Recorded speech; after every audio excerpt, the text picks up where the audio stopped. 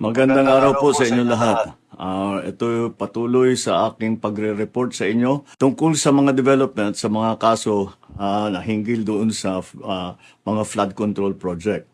At i-report ko po na ngayong araw yung AMLAC, yung Anti-Money Laundering Council, nakakuha na po ng 2 freeze order. This brings the total amount of assets frozen to about 12 billion pesos. Kasama po dito ang mga air asset ni Saldico, ang value mga 4 billion.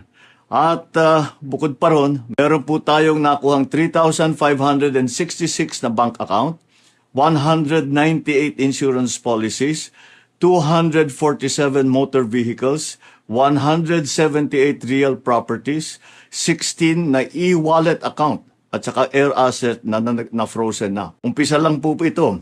Mas marami pong asset ay mafo-frozen para maibalik ang pera ng tao sa kanila.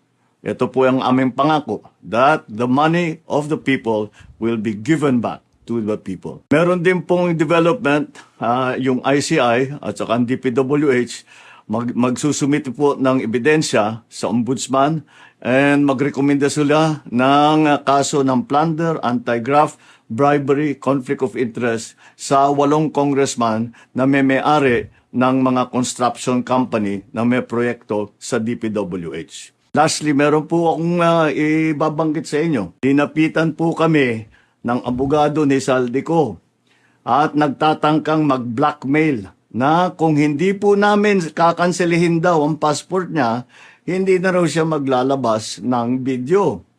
I do not negotiate with criminals. Kahit maglabas ka na ng video ng lahat ng kasinungalingan mo na pag-destabilize sa gobyerno, gusto kong malaman mo, Saldi, makakansela pa rin ang passport mo.